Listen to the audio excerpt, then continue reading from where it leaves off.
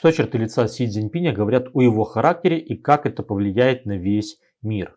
В этом видео я сделаю краткий физиогномический анализ, и мы поговорим о морщине на подбородке, мы поговорим о верхнем веке или эпикантусе, и мы поговорим о морщинах, которые появляются у него в уголках глаз. Если вы не знаете, что такое физиогномика, вы можете посмотреть в этом видео по подсказке. Также вы можете изучить бесплатный курс по физиогномике, который находится в описании к этому видео. Если вы считаете, что я говорю довольно медленно, можно выбрать скорость 1,5 в настройках YouTube. А мы начинаем наш детальный анализ и начинаем с морщины на подбородке. Собственно, чем сильнее у человека выражен подбородок, тем более словоохотливым он является. Но в данном случае мы говорим о приобретенных чертах лица.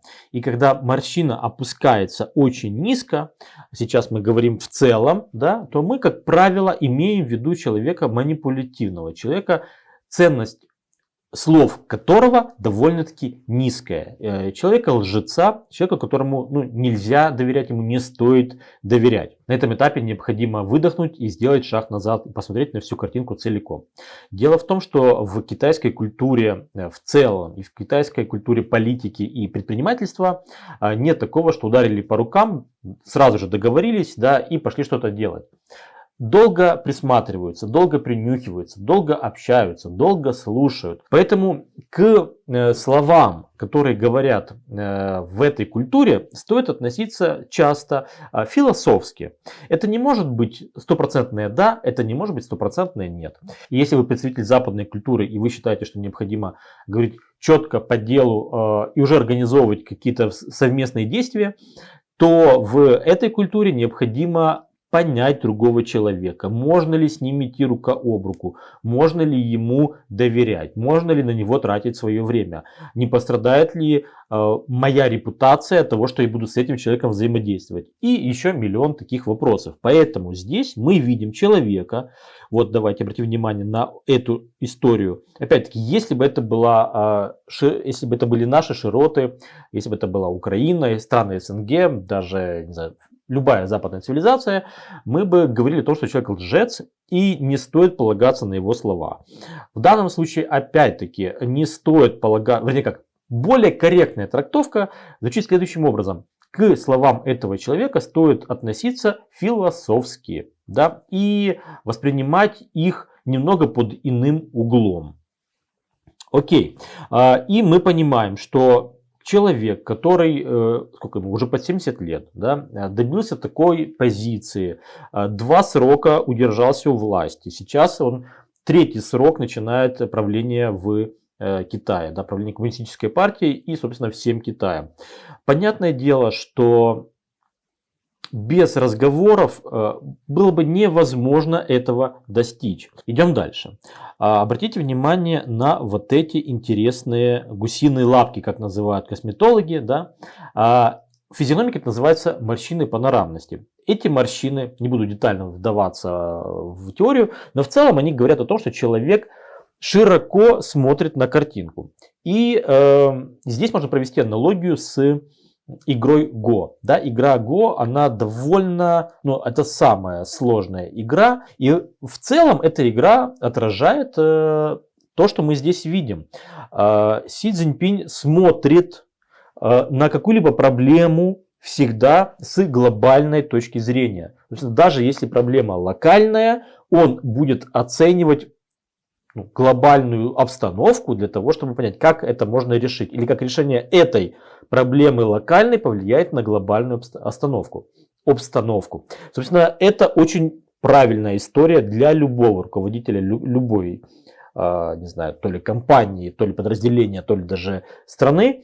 Потому что в конечном итоге это позволяет принимать более эффективные решения. И в этом в принципе, он довольно силен. Ну что ж, давайте приступим к самой интересной части нашего анализа, к веку.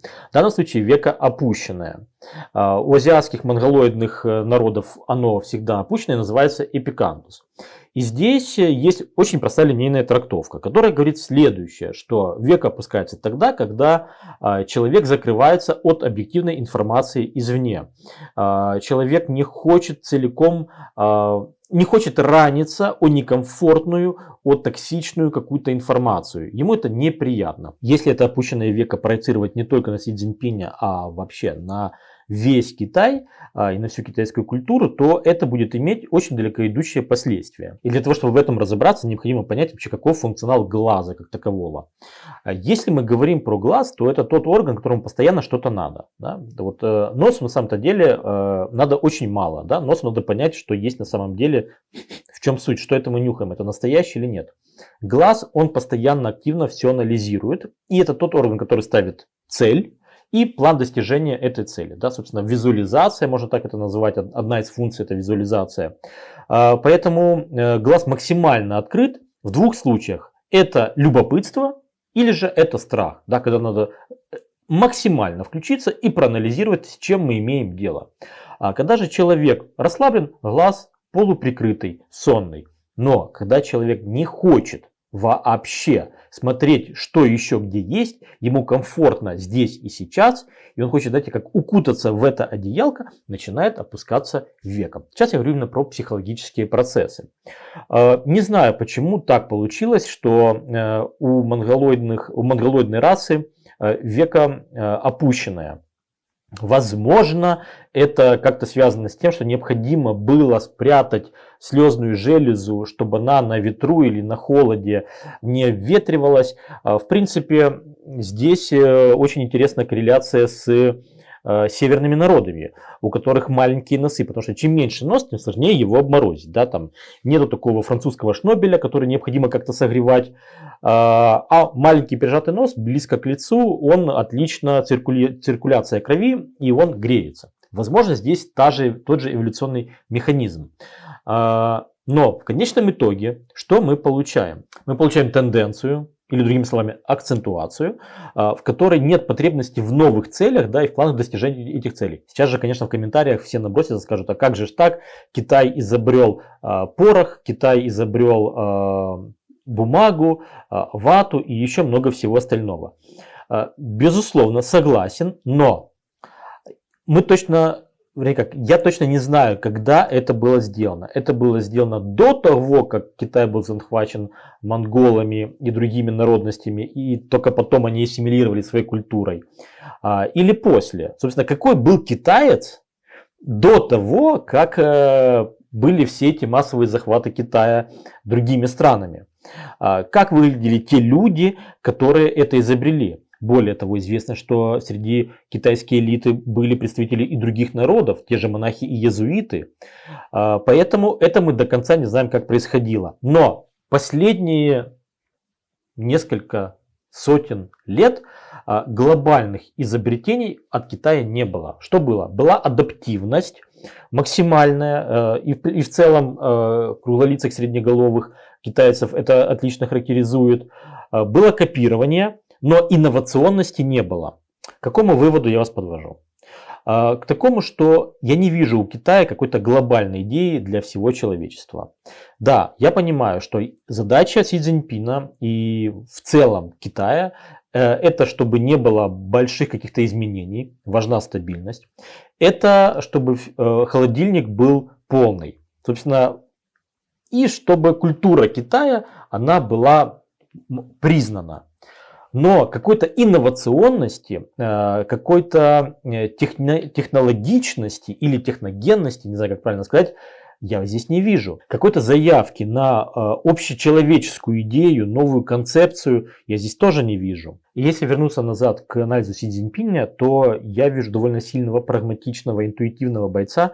Детали этого всего вы можете посмотреть в полном физиогномическом разборе, который есть на Патреоне. Там целых 45 минут видео. Но в конечном итоге это все для того, чтобы хорошо было жить в Китае. Что при этом получит остальное человечество, что при этом получит весь мир, непонятно совсем. Готов обсудить ваше мнение по поводу этого физиогномического анализа, поэтому, пожалуйста, пишите в комментариях. А если вы хотите увидеть физиогномический анализ других известных личностей, таких как Борис Джонсон или Илон Маск, вы можете это сделать в этом плейлисте.